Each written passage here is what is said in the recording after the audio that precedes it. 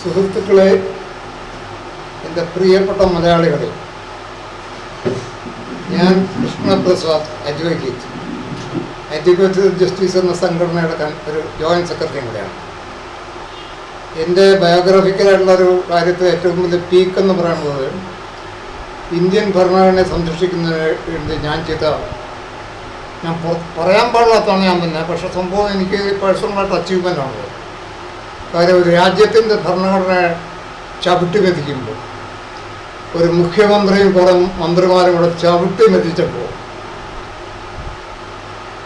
ഭരണഘടന പക്ഷപാതം കൂടാതെ ഭരിക്കുന്നതിന് പകരം മനുഷ്യസ്നേഹം കൂടാതെ ഭരിക്കുമെന്ന് സത്യവാചകം എടുത്ത് അധികാരത്തിൽ വന്നപ്പോൾ ആൻ്റണി അതനുസരിച്ച് പ്രവർത്തിച്ചു. 2001 സംഭവം.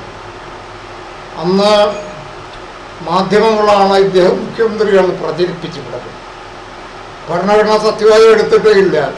എന്തോ വാചകമൊക്കെ പറഞ്ഞിട്ട് സ്നേഹം കൂടാതെ ഭരിച്ചോളാം എന്ന് പറഞ്ഞ് സത്യവാചകം എടുത്തുടനെ തന്നെ കേരളത്തിൽ മൊത്തം visual and audio and print media complete പുള്ളിയെ മുഖ്യമന്ത്രിയായിട്ട് പ്രഖ്യാപിച്ചു.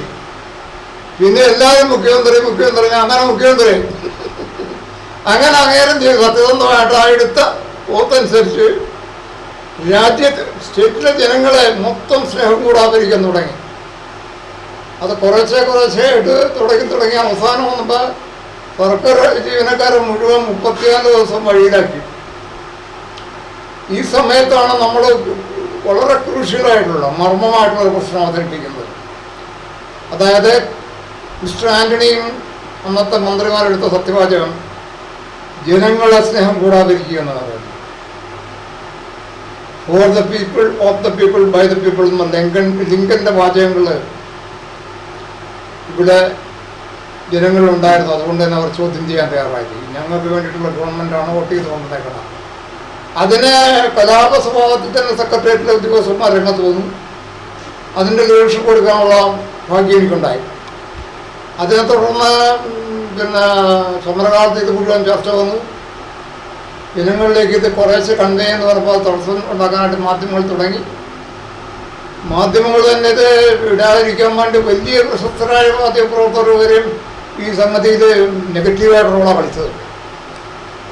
ഈ സത്യവാചകം മാറ്റി അന്ന് തന്നെ ഗോപകം അറിയിച്ച് എനിക്ക് അദ്ദേഹത്തെ വിളിക്കാൻ പറഞ്ഞ് എന്തായിട്ട് അദ്ദേഹം. അപ്പോൾ അദ്ദേഹം അത് ഇടരുതെന്ന് കണ്ടാൽ നിർദ്ദേശമുള്ളതുകൊണ്ട് ഒരു മാതൃക ജേർണലിസ്റ്റ് എന്നുള്ള ആൾക്ക് ഏഷ്യാനെറ്റൊക്കെ നല്ല രീതിയിൽ ആഘോഷിക്കുന്നുണ്ട്. എനിക്കത് പരാതിയൊന്നുമില്ല. പക്ഷേ ഇദ്ദേഹത്തിന് എന്തോ പ്രൈവറ്റ് ഇൻട്രസ്റ്റോ അല്ലെങ്കിൽ ഇൻവെസ്റ്റർ ഇൻട്രസ്റ്റോ ഉണ്ട്. ഈ സംഭവം പറഞ്ഞിട്ടില്ല. സത്യവാചകം മാറ്റിയ കാര്യം പോലും 2024 ഓഗസ്റ്റ് 30 സത്യവാചകം മാറ്റിക്കൊണ്ട് ചാണ്ടി അധികാരത്തിൽ വരുന്നത്. ആൻ്റണിയുടെ സത്യവാചകം മാത്രം 2002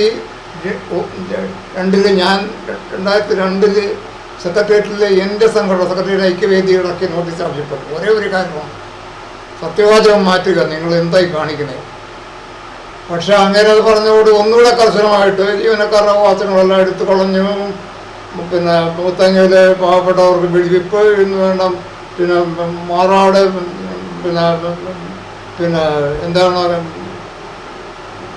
ലഹള, വർഗീയ ലഹള, ഇതിനെല്ലാം കളവൊരുക്കരുത്. വലിയ ഗുരുതരമായ നടപടികളൊക്കെ ചെയ്തുകൊണ്ടിരിക്കുമ്പോൾ ഒരു വാക്ക് അന്നത്തെ ഇടതുപക്ഷത്തിൻ്റെ നേതൃത്വം ശരിയല്ല മിസ്റ്റർ ആൻ്റണിയും, നിങ്ങൾ സ്നേഹം കൂടെ സത്യവാചകം മാറ്റണം പറഞ്ഞില്ല. മാധ്യമങ്ങൾ മിണ്ടിയില്ല. മാധ്യമങ്ങൾ എന്ത് ചെയ്തു? മാധ്യമങ്ങൾ ഇങ്ങനെ മുഖ്യമന്ത്രിയാണ് ജനങ്ങളെ അവതരിപ്പിക്കുകയാണ് ചെയ്യണം. രാജ്യദ്രോഹപരമായ സത്യവാചകം എടുത്ത മിസ്റ്റർ ആൻ്റണി മുഖ്യമന്ത്രിയാണെന്ന് കേരളത്തിലെ 30 മൂലയിൽ പ്രിൻ്റ് മീഡിയയിൽ എല്ലാം പറഞ്ഞ് ആളുകളൊക്കെ അതും വിശ്വസിച്ചു. മുഖ്യമന്ത്രി എങ്ങനെ മുഖ്യമന്ത്രിയാകുന്നത്? ഭരണഘടന സത്യവാചകം എടുക്കാത്ത ഒരാൾ എങ്ങനെ മുഖ്യമന്ത്രിയാക്കുമെന്നാണ് ഇവർ പ്രചരിപ്പിച്ചതെന്നറിയില്ല. അവർ പണ്ടേ പ്രചരിപ്പിക്കണമെന്ന് പറയണം. അവരാണ് മുഖ്യമന്ത്രി. അതായത് നമ്മുടെ നോം ചോംസ്കി പറഞ്ഞിട്ടുണ്ട്, അതായത് മാധ്യമങ്ങളാണ് മനുഷ്യ മനസ്സിനെ രൂപപ്പെടുത്തുന്നത്. എത്ര ശരിയാണെന്ന് ചോംസ്കി പറഞ്ഞിട്ടുള്ളത്. ഒരു മുഖ്യമന്ത്രി അല്ലാത്ത ആളെ മുഖ്യമന്ത്രിയാണെന്ന് കേരളം മുഴുവൻ പ്രചരിപ്പിച്ചു വരും. ചോംസ്കിയോട് ഞാൻ കടപ്പെട്ടിരിക്കുന്നു കേട്ടോ. കാര്യം ചോംസ്കിയുടെ എഴുത്തറിക്ക് വായിച്ചപ്പോഴാണ് അദ്ദേഹം പറഞ്ഞത് മീഡിയയാണ് മൈൻഡിനെ രൂപപ്പെടുത്തുന്നത്. അവർ രൂപപ്പെടുത്തി എല്ലാവരെയും അതും ജഡ്ജിമാരൊക്കെ വിശ്വസിച്ചു. കേരളത്തിൽ ഹൈക്കോടതി ജഡ്ജിമാരൊക്കെ ഈ കയറി ബുദ്ധിമുട്ടിക്കയറി മുഖ്യമന്ത്രിയാണെന്ന്. അപ്പം ജഡ്ജിമാരുടെ മനസ്സിനെ അങ്ങനെ മീഡിയ സ്വാധീനിച്ചു. നിയമ വിദഗ്ധന്മാരായ ജഡ്ജിമാരെ വരും പുള്ളിയെ മുഖ്യമന്ത്രിയാണ് ധരിച്ചിട്ടുണ്ട്. അത് പോട്ടെ, അത് നമ്മുടെ ജനാധിപത്യ ക്രമത്തിൻ്റെ അപാകത. ജഡ്ജിമാരും IAS എല്ലാവരും കയറി ഒരാളെ കയറി നാളെ എന്നെ കയറി എല്ലാവരും കൂടെ മുഖ്യമന്ത്രി എന്ന് വിളിച്ചു കഴിഞ്ഞാൽ മുഖ്യമന്ത്രി എടുത്തില്ല. അങ്ങനെ ഒരു സാംസ്കാരിക സ്വഭാവം കവികളുണ്ട് ഇവിടെ, മഹാന്മാരായ പലരുണ്ട് ഇവിടെ. അവരെല്ലാം ഇത് കേട്ടിട്ട് സന്തുഷ്ടരായിരിക്കുകയാണ്. ഇങ്ങനെ മുഖ്യമന്ത്രിയാന്ന് പറഞ്ഞു. ഈ കോമാളിയായിട്ടാണ് മനുഷ്യൻ്റെ പ്രവൃത്തി കൊണ്ട് ഒരുപാട് കേരളം പിന്നോട്ട് പോയി. കാരണം 32 ദിവസമാണ് ഇതിനേക്കാൾ പട്ടിണി വരെ ആയിട്ട് പോലും ഈ ഇങ്ങേരോട് ഇറങ്ങിപ്പോകാനോ സത്യവാചം മാറ്റണമെന്നോ പറയാൻ അച്യുതാനന്ദനോ മിസ്റ്റർ പിണറായി തയ്യാറായില്ല. അവരാനന്ദിക്കുകയായിരുന്നു. ജീവനക്കാർ പാവപ്പെട്ടവന്മാർ കഷ്ടപ്പെട്ട് ജയിലിലും പിന്നെ അവിടെ ഭക്ഷണം കഴിക്കാതെ കിടന്ന് എന്താണ് തെണ്ടി കിടക്കുന്ന ഒരു അവസ്ഥ ഉണ്ടാക്കി കഴിഞ്ഞിട്ട് പതുക്കെ തന്നെ പിൻവലിച്ചു. ഒന്നും നേടിയിട്ടില്ല. അപ്പോഴാണ് ഞാൻ ഇത് കോടതി സമീപിച്ച് ആ ഉത്തരവുകളിലെ ക്യാൻസലാക്കാൻ പോകുന്നത്. അതിനകത്ത് എൻ്റെ വക്കീലിനെ സ്വാധീനിച്ചു മിസ്റ്റർ ആൻ്റണി.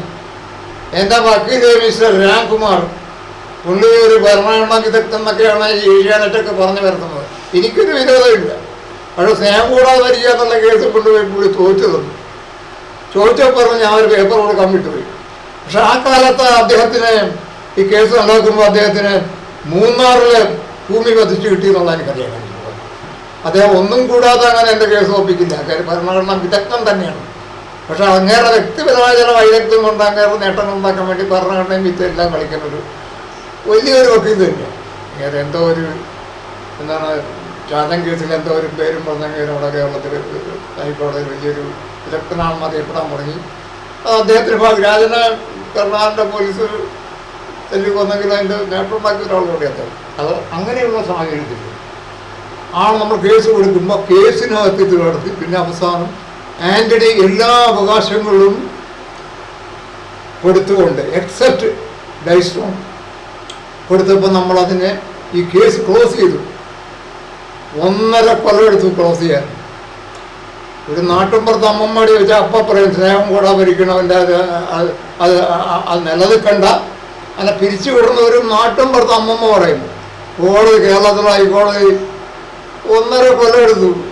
2002 കൊടുത്ത കേസ് 2004 ഏപ്രിൽ ഫൂൾസ് ഡേ ആണ് ഉത്തരവാണ്. അത് ചിലപ്പോൾ മലയാളികളെ ഫോളോ ആയിക്കൊണ്ടുള്ള ഉത്തരവാണെന്ന് എനിക്ക് മനസ്സിലാക്കാൻ കഴിയുന്നത്. ആ ഉത്തരവില്ലേ ഞാനിത് വരുന്ന കഥയിലേക്ക് വരികയാണ്. ഞാനിത് ഇടാൻ കാരണം തന്നെ കഴിഞ്ഞ ദിവസം അസംബ്ലിയിൽ ബഹുമാനപ്പെട്ട നമ്മുടെ മുഖ്യമന്ത്രി പറയുകയുണ്ടായിരുന്നു, ആൻ്റണി രാജിവെച്ചത് ഇലക്ഷൻ റിസൾട്ട് കാരണമല്ല, പാർട്ടിക്കകത്തുള്ള എന്തോ ഒരു പ്രശ്നം കൊണ്ടാണെന്ന് പറയുകയുണ്ടായിരുന്നു. അത് അദ്ദേഹം ബോധപൂർവമായി പറഞ്ഞതെന്ന് എനിക്കറിയില്ല. അത് അങ്ങേർക്ക് അറിവില്ലാത്തതുകൊണ്ട് പറഞ്ഞതെന്ന് അറിയില്ല. അദ്ദേഹം ഇങ്ങനെ ഒരു കേസ് നടന്നോ കോടതി ഈ സത്യവാചകം തെറ്റാണെന്നും ഭരണഘടനാപരമായി തുടരാൻ പാടില്ല എന്നുള്ള ഉത്തരവ് എൻ്റെ കയ്യിലിരിക്കുകയാണ്. ഞാൻ വേണമെങ്കിൽ 140 MLA-മാർക്ക് ഒരു കോപ്പി കൊടുക്കാം. മിസ്റ്റർ പിണറായി വിജയൻ ഉൾപ്പെടെ, ബഹുമാനപ്പെട്ട പിണറായി വിജയൻ ഉൾപ്പെടെ അതിൻ്റെ കോപ്പി കൊടുക്കാം. തുടരാൻ പാടുള്ള സൂചന നൽകുന്നത് ഭരണഘടനാപരമായി അല്ല, നിങ്ങൾ ചോദ്യം ചെയ്യാത്തതുകൊണ്ട് മാത്രം ഞങ്ങൾ ഇടപെടില്ല. അത് തന്നെ തെറ്റായ നടപടിയാണ്. കോടതി ചോദ്യം ചെയ്തില്ലെന്ന് വരെ ഭരണഘടനാ വിരുദ്ധ ഗവൺമെൻറ് നിലനിൽക്കണം. അതൊക്കെ നമ്മൾ ഭക്ഷണം കണ്ടതാന പൈസ മുടക്കി കോടതി ജഡ്ജിമാരോട് നല്ല നടത്തിയിരിക്കുക. എത്ര പേരെയാണ് ആഹാരം കൊടുത്തിട്ടായിരുന്നു നമ്മൾ ആഹാരം ഭക്ഷണവും കൊടുത്ത് നമ്മൾ എന്തെല്ലാം സംശയ അലവൻസ് വരെയാണ്. സംശയം തോന്നിയമാര് എന്തുമാത്രം വാങ്ങിച്ചു തിന്നാനുള്ള എല്ലാ അലവൻസും കൊടുത്തിട്ടിരിക്കണ ഈ ജഡ്ജിമാർ ഭരണഘടനാപരമായ സ്നേഹം കൂടെ അവർക്ക് കഴിഞ്ഞ് പതിവ് കാണുന്നു. എത്ര കൊല്ലം? 2 കൊല്ലം. യൂസ്ലെസ് ആയിട്ടുള്ള ഇൻസ്റ്റിറ്റ്യൂട്ടാണെന്ന് ചിലപ്പോൾ ആരെങ്കിലും തോന്നിയാൽ നമ്മൾ തെറ്റു പറയാൻ പറ്റില്ല. സ്നേഹം കൂടാതെ ഇരിക്കാൻ എഴുതിട്ട് വിധി പറയാനായിട്ട് 2 കൊല്ലം എടുക്കാൻ വെച്ചാൽ ഒരു യൂസ്ലെസ് ഇൻസ്റ്റിറ്റ്യൂഷൻ എന്ന് പറഞ്ഞാൽ തെറ്റുണ്ടോ? ഞാൻ പറയില്ല, എനിക്ക് പേടിയാണ്. ഭരണഘടന എന്നൊക്കെ പറഞ്ഞാൽ ഈ കോടതി എന്നൊക്കെ പറഞ്ഞാൽ നമ്മളെല്ലാം തൂക്കിക്കൊള്ളുകയൊക്കെ ചെയ്ത് കഴിഞ്ഞാൽ ചെയ്യും. ചുമ്മാ അടക്കം നമ്മളെ പിടി തൂക്കാൻ പറഞ്ഞ ഇടപാട് തരണം. അതുകൊണ്ട് ഞാൻ അങ്ങനെയൊന്നും പറയില്ല. പക്ഷേ ഇവർ ഇൻസ്റ്റിറ്റ്യൂഷനെ പറ്റി വിലയിരുത്തുന്നതാണ്. എന്തുകൊണ്ട് 2 കൊല്ലം എടുത്തു? രാജ്യത്തിൻ്റെ ഭരണഘടന അവഹേളിച്ചുകൊണ്ട് രാജ്യദ്രോഹപരമായ സത്യവാചകം എടുത്ത് ഒരാളെ ഭരിച്ചുകൊണ്ടിരുന്നപ്പോൾ ഇടപെടാൻ എന്തുകൊണ്ട് രണ്ടുപേരും എടുത്തു? എന്തുകൊണ്ട് ജഡ്ജികൾ അങ്ങോട്ടും ഇങ്ങോട്ടും മാറി? രണ്ടുപേരും ജഡ്ജിമാർ മാറിയിട്ടാണ് അവസാനം ജഡ്ജിമെന്റ് ഇറങ്ങുന്നത്. അപ്പോൾ അതിൻ്റെ quality of judgement, quality of the administration of justice എന്നുള്ളത് ഇവിടെ വരികയാണ് മനസ്സിലാക്കേണ്ടതാണ്. അപ്പോൾ അങ്ങനെ ഒരു സാഹചര്യത്തിലാണ് അതിന് സാക്ഷിയായ ആളാണ് മിസ്റ്റർ പിണറായി വിജയൻ, അച്യുതാനന്ദൻ എന്ന് വേണ്ട ഇവിടുത്തെ VR കൃഷ്ണയ്യർ വരെ. VR കൃഷ്ണയ്യർ വരെ ഇടപെട്ടില്ല സ്നേഹം കൂടാതിരിക്കാൻ ചെയ്തു. അദ്ദേഹം വേറെ തമ്മിലുള്ള ഒരു ബ്രാഹ്മണിക്കലായിട്ടുള്ള ഒരു സത്യവാചകമാണ്. സ്നേഹിക്കാൻ പാടുള്ളതെന്ന് ധരിച്ച ഒരു കാലം ഉണ്ടായിരുന്നു മനുഷ്യന്. അതിനെതിരെയാണ് റിണൈസൻസ് വരുന്നത്. അങ്ങനെയാണ് സ്നേഹമാണ് അഖിലം സാറും വഴിയെന്നുള്ള എന്നൊക്കെ കുമാരനാഥൻ എഴുതാറ്. അത് അർത്ഥപൂർണ്ണമായി കഴിഞ്ഞ കാര്യമാണ്. അപ്പോൾ അങ്ങനെയുള്ള ഒരു സാഹചര്യത്തിൽ സ്നേഹം കൂടാതിരിക്കുന്നതിൽ തെറ്റ് കാണാനായിട്ട് VR കൃഷ്ണയ്യർക്ക് കഴിയില്ല. ബ്രാഹ്മണിക്കലാണ് ആ സ്നേഹം കൂടാതെ എന്നുള്ള പ്രയോഗം. ഞാൻ ശൂദ്രനാണ്, പ്രത്യേകിച്ച് ഒരു ശൂദ്രൻ പറയുകയാണെങ്കിൽ അതിനെ തള്ളിക്കൊള്ളണം, ബ്രാഹ്മണിക്കലായിട്ടുള്ള അതിനെ കൂടെ നിൽക്കണം. അതാണ് ഇവിടുത്തെ സാഹിത്യകാരന്മാരും എല്ലാവരും ഇന്ത്യയെ കൂടെ നിന്നില്ല എന്നൊരു പരാതിയില്ല. പക്ഷെ എന്ന് പറഞ്ഞാൽ അവർ കൂടെ നിന്നില്ല എന്ന് പറഞ്ഞാൽ ഞാൻ ഉപേക്ഷിക്കാൻ തയ്യാറായില്ല. കോടതിയിൽ നിന്ന് ഉത്തരവ് വാങ്ങിച്ചു. 2004 ഏപ്രിൽ ഫൂൾസ് ഡേയിലെ ഉത്തരവ്. അതനുസരിച്ച് പിറ്റേ ദിവസം രാജിവെക്കാനായിട്ട് ബാധ്യതയുണ്ട്. സത്യവാചകം തെറ്റാണ്, പക്ഷേ ഇദ്ദേഹം അത് ഒഴിഞ്ഞു മാറിക്കളഞ്ഞാണ്, ഉത്തരവാദിത്തം ഒഴിഞ്ഞു കളഞ്ഞാണ്. ആ ജഡ്ജ്മെന്റ് ഞാൻ വായിക്കാനകത്ത് കൃത്യമായി വായിക്കാം. There was no prayer in the OP to cancel all the orders issued by the cabinet or for a declaration that cabinet should not function as it has taken an incorrect oath while assuming office. എന്ന് പറഞ്ഞാൽ ഞാൻ അന്നുള്ള എൻ്റെ എല്ലാ ഉത്തരവുകളും അത് ഒരു പോലീസായിട്ടുള്ള department എല്ലാവരും നേരത്തെ ഡിക്ലറേഷൻ ഞാൻ ആവശ്യപ്പെടാൻ മനഃപൂർവ്വമാണ്. കോടതി ഡിക്ലെയർ ചെയ്യുന്ന അറിയണമല്ലോ. കോടതി ഡിക്ലെയർ ചെയ്തില്ല, ഞാൻ ചോദിക്കാത്തോട്ട്. അപ്പോൾ എന്നോട് ചോദിച്ചാണോ വിധിയൊക്കെ എഴുതുന്നത്? ഒരു കോടതിയുടേതായ നിലപാട് അഭിപ്രായങ്ങളും ഇല്ലേ? അപ്പോൾ അന്ന് കൃഷ്ണപ്രസാദ് ഒരു മഹാപ്പെട്ടൻ, ഒരു ശൂദ്രൻ അങ്ങനെ ആവശ്യപ്പെട്ടപ്പോൾ അത് ആവശ്യപ്പെടാത്തതുകൊണ്ട് നമ്മൾ തുടരാനുവദിക്കുക. രാജ്യദ്രോഹപരമായ സത്യവാചകം എടുത്താണ് തൊള്ളാൻ വെച്ചാൽ കോടതി ജഡ്ജിയെ എന്താ ചെയ്യണത്? ഭഗത് സിംഗ് ഒക്കെ ഉണ്ടായിരുന്ന ഡിഫറൻ്റ് ആയിട്ടുള്ള ചുറ്റുപാടുണ്ടായിരുന്നു കോടതിക്ക്. ഇന്നും ഇത്തരം തെമ്മാടിത്തരങ്ങളോ പോലെ കോടതിയുടെ ഭാഗത്തുണ്ടാവണമെങ്കിൽ ഭഗത് സിംഗ്, ഞാൻ ഭഗത് സിംഗ് അല്ല കേട്ടോ, ഞാൻ ചെറിയ ഗാന്ധിയനാണ്. അതുകൊണ്ടാണ് സാഹസികതയ്ക്ക് ഞാൻ പോയില്ല. ഞാൻ അതുകൊണ്ട് പിന്നെ സുപ്രീം കോടതി പോയത്. അതിനകത്ത് കാര്യം എല്ലായിതും കൊടുത്തു, എല്ലാ ആനുകൂല്യവും കൂടെ എക്സെപ്റ്റ് പിന്നെ രണ്ടാമത്തെ റിവ്യൂ പോയപ്പോൾ എല്ലാ ആനുകൂല്യവും കൊടുത്തിട്ടാണ് വിധി വന്നത്. ആദ്യം അത് ക്ലോസ് ചെയ്തു. നമ്മുടെ രാംകുമാർ ഭരണഘടനാവിധാനം പറഞ്ഞ് അങ്ങോട്ട് അഡ്ജസ്റ്റ് ചെയ്ത് ക്ലോസ് ചെയ്ത് കൊല വിളിച്ചു. അപ്പോൾ അങ്ങനെ വന്നപ്പോൾ ഈ ഭരണഘടനയെ തന്നെ കൊല വിളിച്ചിട്ടുള്ള സത്യവാചകം മാറ്റാനായിട്ട് കോടതി വിധി സഹായിച്ചു എന്ന് പറയാം. പക്ഷെ ആ സാധനം വെളി വന്നിട്ടില്ല, സാധനം വെളി പറയാൻ പോലില്ല. ഈ കേരളത്തെ ഇങ്ങനെ സ്നേഹം കൂടാതിരിക്കാൻ അനുവദിച്ചു കൊടുത്ത പ്രതിപക്ഷത്തെയും പത്രക്കാരെയൊക്കെ നാളത്തെ തലമുറ എന്ത് വിചാരിക്കും എന്നുള്ളത് ആലോചിക്കണം. ഇത്തരം ഒരു തറ ഗ്രൂപ്പായിരുന്നു ആ കാലഘട്ടത്തിൽ ഉണ്ടായിരുന്നുള്ളത് ഇവിടെ വെളിവാക്കപ്പെടും. അതുപോലെ ഇപ്പം നമ്മൾ അതിൻ്റെ ഗൗരവത്തിലേക്ക് പോവാം. ഞാൻ ഈ ഇടുന്ന സാഹചര്യം മിനിങ്ങാന്നാണത് 11/6/2024 പിന്നെ അസംബ്ലിയിലാണ് ബഹുമാനപ്പെട്ട മുഖ്യമന്ത്രി അദ്ദേഹം രാജിവെക്കണമെന്ന് കോൺഗ്രസ് പാർട്ടി ആവശ്യപ്പെട്ടു. നേരത്തെ രാജിവെച്ചിട്ടില്ല. പിന്നെ ആന്റണി രാജിവെച്ചത് ഈ കാര്യം കൊണ്ടല്ല. അത് ഞാൻ യോജിക്കുന്നു മിസ്റ്റർ പിണറായി. പക്ഷേ അതിൻ്റെ കാരണം എന്താണ് അങ്ങേക്കറിയാം. അങ്ങേര് വെളി പറയാൻ മടിക്കുന്നത് എന്താണ്? സത്യവാചകം മാറ്റിയ കാര്യം അങ്ങേര് അറിഞ്ഞില്ലെങ്കിൽ അങ്ങേര് ഒരു പൊതുപ്രവർത്തനമാണെന്ന് ഞാൻ പറയാൻ ആഗ്രഹിക്കുന്നില്ല. 2024 ഓഗസ്റ്റ് 31 തീയതിയാണ് ചാണ്ടി സത്യവാചകം എടുത്ത് അധികാരത്തിൽ വരുന്നത്. അനുഭവം ഫ്രോഡ് തനിയുടെ ആ ഉത്തരവുകളെല്ലാം തന്നെ അസാധുവാണ്. അതുവരെ ഇറക്കി, അത് യാതൊരു സംശയവുമില്ല. അത് ഇതുവരെ റെഗുലറൈസ് ചെയ്തിട്ടില്ല. അഥവാ അത് നിലനിൽക്കണമെങ്കിൽ ആ ഉത്തരവുകളും അതൊക്കെ നിലനിൽക്കണമെങ്കിൽ തീർച്ചയായിട്ടും അന്നത്തെ സാമ്പത്തിക ഇടപെടലെല്ലാം അതുവരെ ചിലവ് എല്ലാം നിയമവിരുദ്ധമാണ്. അത് നിലനിർത്തണമെങ്കിൽ ഇത് റെഗുലറൈസ് ചെയ്യണം. പിന്നെ ഇതിനകത്ത് വേറൊരു പ്രശ്നമുണ്ട്. ഇത് റെഗുലറൈസ് ചെയ്തില്ലെങ്കിൽ മിസ്റ്റർ പിണറായി വിജയനെ ചോദ്യം ചെയ്യാൻ ആർക്കും അധികാരമില്ല. ഓരോ നിയമ കോടതിക്ക് എടുക്കാൻ പറ്റില്ല. മറ്റൊന്നും കൊണ്ടല്ല, അദ്ദേഹവും നിയമപരമായിട്ടല്ല അധികാരത്തിൽ വന്നത്. അങ്ങനെ പബ്ലിക് സർവൻ്റ് ആയിട്ടില്ല. അങ്ങനെയുള്ള പേരിൽ ഇങ്ങനെ ലാവലിംഗ് കേസ് അതാക്കും. അദ്ദേഹം ഒരിക്കലും പബ്ലിക് സർവൻ്റ് ആയിട്ടില്ല. ഇപ്പോഴാണ് അദ്ദേഹം ഒരു മുഖ്യമന്ത്രിയാകണം. അത് ഭരണഘടനാപരമായ എൻ്റെ ഒരു ചെറിയ കോൺട്രിബ്യൂഷൻ ഭരണഘടനാപരമായ നിയമപരമായിട്ട് അധികാരത്തിൽ വന്നിരിക്കുന്നത്. അതിന് മുമ്പ് അദ്ദേഹം എടുത്തെന്താണ് ഇതേപോലെ ചെയ്യാൻ കൂടാതെ. അങ്ങനെയുള്ള ഒരിക്കലും പബ്ലിക് സർവൻ്റ് അല്ല അദ്ദേഹം. അന്ന് എന്ത് ചെയ്താലും പബ്ലിക് സർവൻ്റ് അല്ലാത്തടത്തോളം കാലം അദ്ദേഹത്തിൻ്റെ പേരിൽ കേസ് നിലനിൽക്കുന്നില്ല. അതായത് ശരിക്കും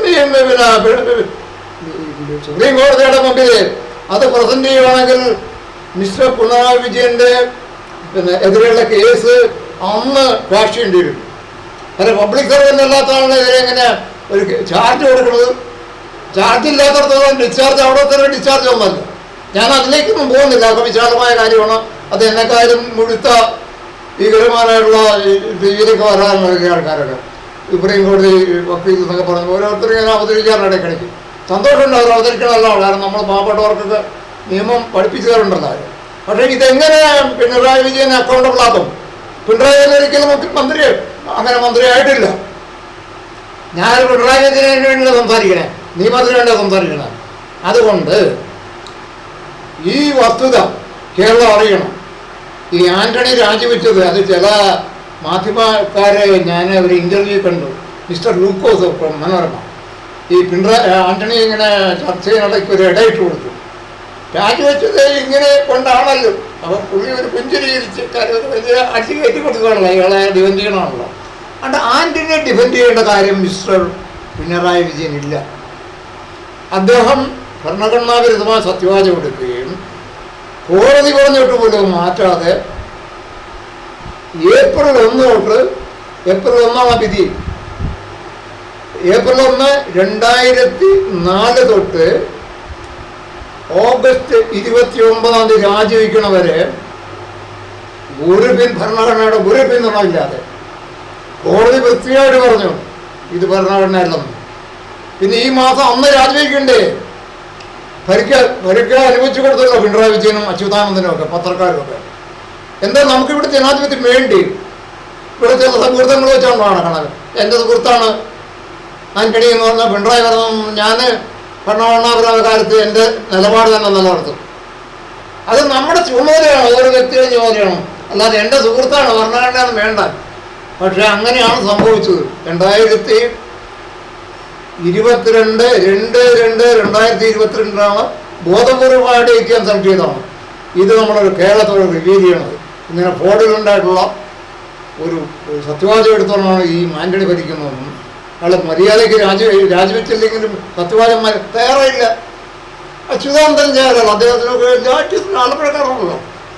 അവർ അഡ്ജസ്റ്റ് ചെയ്ത് നീ മുഖ്യമന്ത്രി പ്രതിപക്ഷമാകുമ്പോൾ നമുക്കെന്നെ കൊണ്ടുപോകുന്ന ആളുകളെ കളിപ്പിക്കാൻ നമ്മൾ.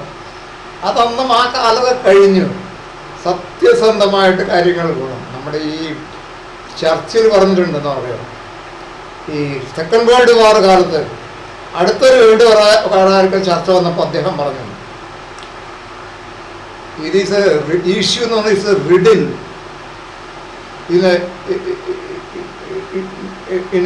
It's a riddle in mystery encapsulated by Enigma.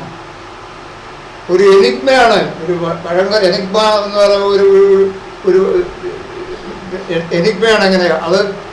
റിഡിലാണ്, പഴങ്കഥയാണ്. അതുപോലെ സാധനമാണ് ഈ ആന്റണിയുടെ രാജി. അത് ആപ്റ്റാണ്. ചർച്ചിൽ പറഞ്ഞ ആ വാക്കുകൾ വളരെ ആപ്റ്റാണ്. ഇതൊരു റിഡിലാണ്, ഇതൊരു എനിഗ്മയാണ്, ഇതൊരു മിസ്റ്ററിയാണ് ആന്റണി രാജി. അത് റിവീൽ ചെയ്യാനായിട്ട് പത്രക്കാർ വെറുതെ തയ്യാറുള്ളത്. ഇവിടുത്തെ രാഷ്ട്രീയ പ്രബുദ്ധരായുള്ള നേതാക്കളോ മറ്റു ബുദ്ധിജീവികൾ, ഇവിടെ ടി വിയിലൊക്കെ വന്നിരുന്ന ഒരുപാട് ബുദ്ധിജീവികൾ കാച്ചാറുണ്ടോരെന്നൊക്കെ പറഞ്ഞു. സുപ്രീം കോടതി എന്നൊക്കെ ജഡ്ജി വക്കീലാന്ന് അവിടെ കോറിഡേഴ്സിൽ കൂടെ വന്നതെന്നൊക്കെ പറഞ്ഞുകൊണ്ട് സുപ്രീം കോടതി ഞാൻ സുപ്രീം കോടതി നേരെ കയറിയത് തന്നെയാണ് ഇഷ്യൂല്. അതായത് വലിയ പ്രാക്ടീസൊന്നും വേണ്ട, നിയമം പറയാനായിട്ട് വലിയ പ്രാക്ടീസൊന്നും വേണ്ട, കയറി പറയാൻ എന്നും പറയാറുണ്ടല്ലോ. അപ്പോൾ അതുകൊണ്ട് നമ്മളെ ഈ ഒരു തെറ്റിദ്ധാരണ ജനങ്ങളിൽ പതിക്കുന്ന രീതിയിലാണ് മിസ്റ്റർ പിണറായി വിജയൻ അസംബ്ലി പറഞ്ഞത്. അത് അസംബ്ലി MLA-മാർക്ക് വേണ്ടിയിട്ടും ജനങ്ങൾക്ക് വേണ്ടി. പത്രക്കാരെ ഒരിക്കലും വിടില്ല, കാര്യം അവരാണ് കാവലാളി ഇത്തരം രഹസ്യങ്ങളുടെ. ഭരണകൂടത്തിൻ്റെ അകത്തുള്ള വലിയ രഹസ്യങ്ങളുടെ കാവലാളെന്ന് പറഞ്ഞ പത്രക്കാരാണ്, അവരൊരിക്കലും വിടത്തില്ല കേട്ടോ. ഇത് ഈ കാരണം ചെവി കേട്ടാൽ അത് വേറെ വല്ലതും പറ, നമുക്ക് വേറെ ചെറിയ ചെറിയ കാര്യമല്ല. പിന്നെ അവിടെ ഇവിടെ വന്നി പ്രസവിച്ചു അങ്ങനെയൊക്കെ പറഞ്ഞ ന്യൂസൊക്കെ ആയിട്ട് പറയും. ഇതൊക്കെ നമുക്ക് പറ്റിയതല്ല, അതങ്ങനെ. പക്ഷെ ജനങ്ങളറിയണം. ഇവിടുത്തെ 140 MLA-മാർക്ക് ഞാൻ ജഡ്ജ്മെൻ്റ് കോപ്പി കൊടുക്കാം, പിണറായിയെ നേരിട്ട് കൊടുക്കാം. വസ്തുതാപരമായ കാര്യങ്ങൾ അസംബ്ലി പറയട്ടെ. അസംബ്ലി പറയുന്ന വസ്തുതാപരമായിരിക്കണം. അത് വസ്തുതാപരം അല്ലെങ്കിൽ നമ്മുടെ സിസ്റ്റം ഫെയിലിയറാകണം. അസംബ്ലിയും കോൺസ്റ്റിറ്റ്യൂഷനും പിന്നെ ഇതൊന്നും ഇവിടെ ഫെയിലിയറായി കഴിഞ്ഞാൽ നമുക്ക് ഡെമോക്രസി ഒന്നുമില്ല. ഏതാണ്ട് ഏകാധിപത്യം തന്നെയാണ്. ഒരു മന്ത്രി പറയാതെ എല്ലാം കൂടെ കയറുന്ന എല്ലാവരും കൂടെ വിളിച്ചു കൂപ്പിട്ട് നടക്കാം. അത് നമുക്ക് യോഗ്യമല്ല. നമ്മളൊരു വളരുന്ന ജനാധിപത്യ പ്രക്രിയ, അതിൻ്റെ ഭാഗമായിട്ട് തന്നെയാണ് ഞാൻ തിരക്കിയത് ഈ സത്യവാചകം മാറ്റിയത്. ഇപ്പം ഈ നടത്തുന്നത് ഒരു വളരുന്ന ജനാധിപത്യത്തിൻ്റെ മച്ചുവറാകുന്ന ജനാധിപത്യത്തിൻ്റെ പ്രശ്നമാണ് നമ്മൾ പറയുന്നത്. അതുകൊണ്ട് ഞാൻ വ്യക്തതയോട് പറയുന്നു. അതായത് മിസ്റ്റർ ആൻ്റണി ഇങ്ങനെ നമ്മളേതായാലും ആദർശ തീർച്ചയായിട്ട് വച്ചു. അപ്പോൾ നമ്മൾ ഇനിയിപ്പോൾ അത് മാറ്റണ്ട. പക്ഷെ വേറെ ഒരു പ്രശ്നമുണ്ട്. മിസ്റ്റർ ചാണ്ടി സത്യവാചകം കറക്റ്റായിട്ട് എടുത്തതിന് ശേഷം മരിച്ചു കഴിഞ്ഞപ്പോൾ അങ്ങേര് പറഞ്ഞ് എൻ്റെ ശരീരത്തിൽ ഇതൊന്നും ഇടണ്ടായി, ഇതൊന്നും ഓണറൊന്നും വേണ്ട. കാര്യം അങ്ങേര് എടുത്തിട്ടുണ്ട് സത്യവാചകം സ്നേഹം കൂടാതെ എടുത്തിട്ടുണ്ട്. ആ കുറ്റബോധം കൊണ്ട് അങ്ങേര് പറഞ്ഞു എനിക്കതിൻ്റെ ആവശ്യമില്ല, എനിക്ക് ഗൺസ് സല്യൂട്ട് ഒന്നും വേണ്ട. വേറൊന്നും കൊണ്ടല്ല അദ്ദേഹം പറഞ്ഞത്. അങ്ങേരുടെ മനസാക്ഷി പറയാനുണ്ട്, ഞാനൊരു തെറ്റ് ചെയ്തിട്ടുണ്ട് കുറെ കൊല്ലങ്ങൾക്ക് മുമ്പ്. രണ്ടാം സത്യവാചകം വരട്ടെ, ഇങ്ങനെ ജനങ്ങളെ സ്നേഹം കൂടാതെ സത്യവാചകം എടുത്ത് ഭരിച്ചു. അതുകൊണ്ട് അതിൻ്റെ പാപഭാരം കൊണ്ട് അദ്ദേഹം പറഞ്ഞു എൻ്റെ ശരീരത്തിൽ ഇതൊന്നും ഇടണ്ട, ദേശീയ പതാക എടുക്കണ്ട. ഈ അങ്ങനെ സ്നേഹം കൂടാതെ ഭരിക്കുക എന്ന സത്യവാചകരുടെ ശരീരത്തിൽ നാഷണൽ ഫ്ലാഗ് ഈ സാധനമല്ല. ഞാനത് ആത്മാർത്ഥതയോടെ കുത്തിയേക്കണം. ഞാൻ പറഞ്ഞുള്ളതാണ് ഇന്ത്യൻ ജനാധിപത്യത്തെയും ഇന്ത്യൻ രാജ്യത്തിൻ്റെയും കൂറ് വളർത്തുന്ന ആളാണ്. അതുകൊണ്ട് എനിക്ക് അന്തസ്സായിട്ട് കുത്തി സംസാരിക്കുക. ഇതെൻ്റെ ശരീരത്തിൽ മരിച്ചു കഴിഞ്ഞിട്ട് കുഴപ്പമൊന്നുമില്ല, ആരും ഇടുന്ന ആവശ്യപ്പെട്ടില്ല. കാരണം ഞാൻ അതിനു വേണ്ടി നിന്ന ആളാണ്. ഇത് അതിനെതിരായിട്ട് നിന്ന ആൾക്കാരുടെ ശരീരത്തെ കൊണ്ടുപോയി ആകാശത്ത് വെടിവെപ്പ്, വലിയ കലാപങ്ങളൊക്കെ നടത്തുക. പിന്നെ ഇതുകൊണ്ട് ഈ ഫ്ലാഗ് കൊണ്ട് അവരുടെ ബോഡിയിട്ട് വിശുദ്ധമായ ഫ്ലാഗാണ്. എത്രയോ മഹാന്മാരുടെ കൈ കൂടെ പോയതാണ്. സ്വാതന്ത്ര്യ സമരത്തിൽ ഫ്ലാഗ് എടുത്തിട്ട് എത്ര പേര് നടന്നിട്ടുണ്ട്. ആ ഫ്ലാഗ് കൊണ്ട് രാജ്യദ്രോഹമായ സത്യവാചകം എടുത്ത മന്ത്രിയുടെ ശരീരത്തിൽ പതിപ്പിക്കുന്നവരുടെ ആ ഫ്ലാഗ് അവഹേളിക്കപ്പെടുകയായിരുന്നു. ആകാശത്തേക്ക് വെടിവെക്കാവുണ്ട വേറെ ആവശ്യത്തിന് ഉപയോഗിക്കേണ്ട. ഈ മരിച്ചു കിടക്കുന്ന ഈ രാജ്യദ്രോഹ സത്യവാചകം എടുത്ത് മരിച്ചു കിടക്കണം, അവിടെ കൊണ്ട് വെടിവെക്കേണ്ട കാര്യം ധരിക്കുന്നു. അതുകൊണ്ട് അങ്ങനെ എടുത്തവരെല്ലാം ഇത് ആവശ്യം ഇങ്ങനെയുള്ള ഒന്നും എനിക്ക് വേണ്ടെന്ന് പറയാൻ ബാധ്യതയുണ്ട്, അല്ലെങ്കിൽ മാപ്പ് പറയണം. രണ്ടിനല്ലെങ്കിൽ വളരെ വൃത്തികേട്ട ജനാധിപത്യ പ്രക്രിയ. രാജ്യത്തിൻ്റെ ഫ്ലാഗിനെയും രാജ്യത്തിൻ്റെ ഭരണഘടനയും, ഉദാഹരണത്തിന് മിസ്റ്റർ PM മോഡി അദ്ദേഹം സത്യവാചകം എടുക്കുന്ന മുമ്പ് തന്നെ ഇതിനൊക്കെ വന്നിച്ചിട്ടാണ് ചെയ്തത്. ഈ കഴിഞ്ഞ ഇന്ന് മിസ്റ്റർ രാഹുൽ ഗാന്ധി വയനാട്ടിൽ വന്നിട്ട് ഫ്ലാഗ് അല്ല നാഷണൽ ഫ്ലാഗ് അല്ല നമ്മുടെ കോൺസ്റ്റിറ്റ്യൂഷൻ അപ്പോൾഡ് ചെയ്ത് ജനങ്ങളെ കാണിക്കുകയാണ്. അപ്പോൾ ജനാധിപത്യ രാജ്യത്തെ ഭരണഘടനയെ ഫ്ലാഗിനൊക്കെ ദുരുപയോഗപ്പെടുത്തുന്നതാണ്. ഇപ്പോൾ ഫ്ലാഗിനെ ദുരുപയോഗപ്പെടുത്തുകയാണ് ഇങ്ങനെ സ്നേഹം കൂടാതെ ഭരിക്കുക എന്നുള്ള ശരീരത്തിൽ കൊണ്ടുപോയി ദേശീയ ഫ്ലാഗ് ഇടുന്നത്. അത് മറ്റേ ഭഗത് സിംഗൊക്കെ ഉണ്ടെങ്കിൽ എന്തെങ്കിലും കുഴപ്പമുണ്ടായിരുന്നു കേട്ടോ. ഇത് ഞാൻ പാവമാണ്, ഗാന്ധിയൊക്കെ എന്ന് പറഞ്ഞ് നടക്കണമല്ലോ. ഈ നാഷണൽ ഫ്ലാഗൊക്കെ എനിക്ക് പ്രിയപ്പെട്ടതാണ്. അതൊന്നും കൊണ്ട് ദുരുപയോഗപ്പെടുത്തരുത്. അത് അതിന് വേണ്ട എന്തെങ്കിലും നടപടി ഇൻസ്ട്രക്ഷൻ മിസ്റ്റർ പിണറായി വിജയൻ ഇവിടുത്തെ പൊളിറ്റിക്കൽ ഡിപ്പാർട്ട്മെൻറ്റ് കേരളത്തിൻ്റെ സെക്രട്ടേറിയറ്റിൽ ഈ പാടില്ല, അവർക്കൊന്നും കൊണ്ട് പുതയ്ക്കേണ്ട കാര്യമില്ലെന്ന് പറയണം. അതാണ് മാന്യത. അല്ലാതെ ഈ ആന്റണി രക്ഷപ്പെടുത്താൻ വേണ്ടിയിട്ട്, ആന്റണി മാന്യത നടത്താൻ വേണ്ടി പാർട്ടി പണമൊക്കെ കൊണ്ടല്ല രാജിവെച്ചത്, ഭരണഘടന അവഹേളിച്ചുകൊണ്ടാണ്. ആ യാഥാർത്ഥ്യം ജനങ്ങളോട് പറയും. എന്താ മടി അസംബ്ലി പറയാൻ? എന്താണ് മിസ്റ്റർ പിണറായി നിങ്ങൾക്ക് മടി? കഷ്ടമാണ്. ഒരു കമ്മ്യൂണിസ്റ്റുകാരൻ സത്യം പറയണമെന്നൊക്കെ പറയും. ഇവിടെ ഈ നുണയുടെ കാലഘട്ടത്തിൽ ആ നുണയുടെ പങ്കാളിയാകാതിരിക്കുക എന്നുള്ളതാണ് ഏറ്റവും വലിയ വിപ്ലവം. ഒരു നുണ ഇങ്ങനെ ഇറക്കിക്കൊണ്ട് നടക്കുകയാണ് ഇവിടെ. ചില ആൾക്കാർ മാന്യന്മാർ ആന്റണി മഹാനാണ്, പിണറായിയെ പറ്റി വളരെ താഴ്ന്ന ആളാണെന്നൊക്കെ പറഞ്ഞ് ഇങ്ങനെ ഈ ഇതിനെ ആ നുണയ്ക്കകത്ത് നിന്നുകൊണ്ട് ഭാഗമാകാൻ ഞാൻ തയ്യാറില്ല. അതുകൊണ്ട് പച്ചയായ ഭാഷ സംസാരിക്കുന്നത്. ഇതിനകത്ത് എനിക്ക് യാതൊരുവിധ ആരോടും വിധേയത്വം എനിക്കൊന്നുമില്ല. അതുകൊണ്ട് ബഹുമാനപ്പെട്ട മുഖ്യമന്ത്രി അടുത്ത ദിവസം തന്നെ ഇതിന് വസ്തുതാപരമായ കാര്യം സബ്മിഷനിലൂടെ അസംബ്ലി അവതരിപ്പിക്കണമെന്ന് താഴ്മയോടെ അപേക്ഷിക്കുന്നു. കൃഷ്ണപ്രസാദ്, നിങ്ങളുടെ സ്വന്തം നിങ്ങളുടെ നാട്ടിലെ ഒരു പാവപ്പെട്ട പൊതുപ്രവർത്തകൻ.